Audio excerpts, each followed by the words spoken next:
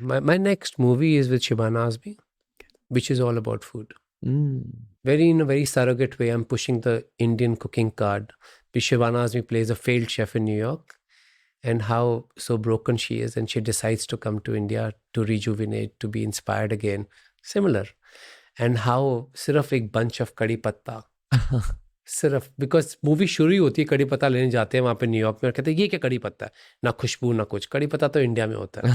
वो बंदा कहता है मैं चबड़ चबड़ आते भी रोज चबड़ चबड़ भी रोज करते हैं. And then a little restaurant like a hole in the wall closes, and when she comes to India and she, oh my, and you know Shibana Azmi acting और मैं कैमरे के पीछे रो रहा हूँ मैडम मत कर वैसे. मैंने कड़ी पत्ता को लेके how we exaggerated one little moment जी to showcase that how food is such a necessary element of life and our memories and who we are.